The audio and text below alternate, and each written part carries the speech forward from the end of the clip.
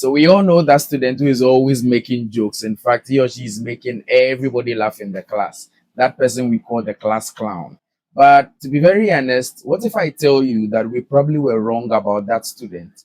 And psychology actually tells us that even though we as teachers would probably describe that student as too distracting or too jovial, psychology wants you to know that that student is probably not just an attention seeker. He or she is most likely the most socially aware student within your class. Do you believe that? I'd explain.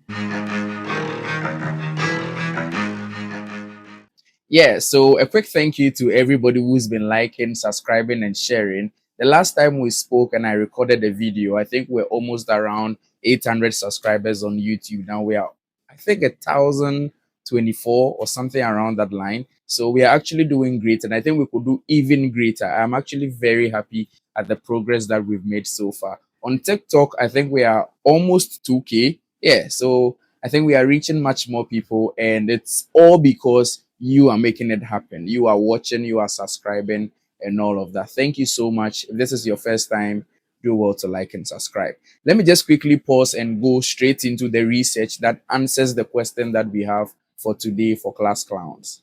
Research number one is by Platt and colleagues titled The Association Between Class Clown Dimensions, School Experiences and Accomplishments, published within Learning and Individual Differences. Research number two is by Roach and colleagues, also titled The Character Strengths of Class Clowns, published within The Frontiers in Psychology. What research in psychology actually tells us is that these guys that we call the class clowns, they actually have strong verbal ability. They have quick thinking and they have a very sharp sense of timing. Because think about it, the same joke they made, if you made that joke another time, it probably will make sense, like to be very honest. But it looks like they calculated the exact time and they used the right words to just make everybody laugh within that moment. And so it means that when you look at them, they are able to gauge the feelings within a class. They're able to sense tension. They can tell the mood of that particular room within that time. And they deliberately use that humor to influence everybody's reactions and feelings. And you see, this is not just very simple because, to be honest, that level of humor requires something psychology calls perspective taking. That is just the ability for someone to see from somebody else's perspective. And so it's not an easy thing to do. It's a very high level form of emotional intelligence. These guys have that unique ability.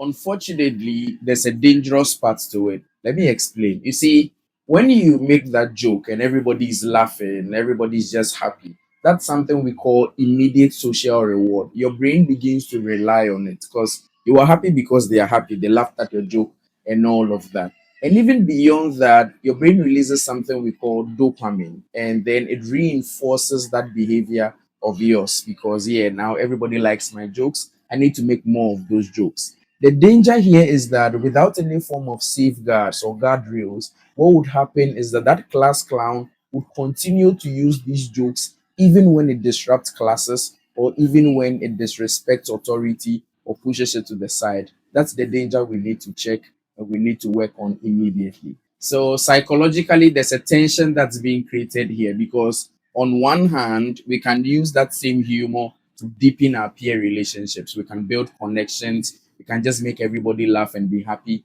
within a period of time. And so within that space, what humor does, and for many class clowns, is that it helps them to build engagement. It helps them to build confidence. But if you look at the other hand, which becomes the dangerous part, then it means that if it becomes impulsive or it becomes rule breaking, then there's a danger there because it's going to disrupt class, it's going to undermine any form of structure that is built within the class, and it's going to pull everyone behind. What I just want to emphasize for teachers is that not every class clown is the same. That's where we normally make the mistake because some of them are using it as creative communication. They're using it to energize the class and to laugh and all of that. But some of them are also using it negatively. And that's where they begin to use it to probably max their own insecurities. Some of them use it to push back against control. Some of them even use it to avoid academic difficulty. And that's where we need to really be looking at and correcting as soon as possible. So the problem here that we have as teachers is that we begin to bundle all class clowns as the same. And that's wrong because up until we understand the source and the meaning of that behavior, which we generally label as the class clown, then we really will not be addressing the need well. And we may probably be using our skills as teachers to a disadvantage to other students because we expect some kind of structure within the class, and their class clown behavior doesn't follow that. So at the center of it all, we see a paradox. That student who disrupts class is probably the same student who has the highest leadership potential, the highest creativity and emotional intelligence. The problem here is not the personality, it's the guidance that we give these students. I think I would want to pause here quickly and highlight what the experts at EduGuard think that we can do as teachers to properly shape that behavior into social competence. Before anything, you need to be able to separate the behavior from the ability, because the first mistake that teachers make is to interpret that humor as a lack of seriousness. But there are a couple of things you can do. One, you need to acknowledge but not amplify, because if you ignore the class clown completely, it would escalate that behavior. And if you also overreact, it also reinforces it. So there needs to be a balance within that field.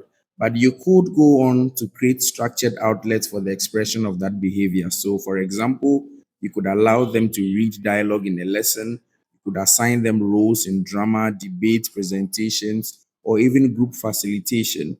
Or you could let them summarize the concept creatively at the end of a lesson. All these things would help convert that humor into far more regulated expression. And finally, just set clear, predictable boundaries. These will generally help limit the behavior and shape it towards far more productive behavior. Okay, so I'm going to conclude in a few sentences. And if you want, you could write it down to reflect. And very simple.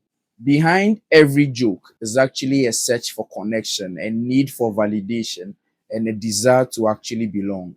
Think about it from the perspective of the class clown. I'm sure that you begin to see things differently within your classroom and you enjoy it even better.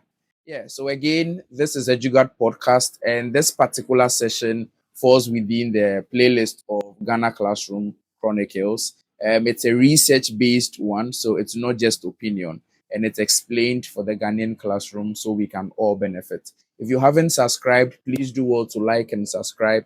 It really means a lot to us. We are hoping to keep creating content like this. And yeah, the team is considering creating animations as part of our project. And I'm sure that when that comes out too, you would like it. But most importantly, don't forget to like and subscribe. You can also share it. I'm sure we would see ourselves another time.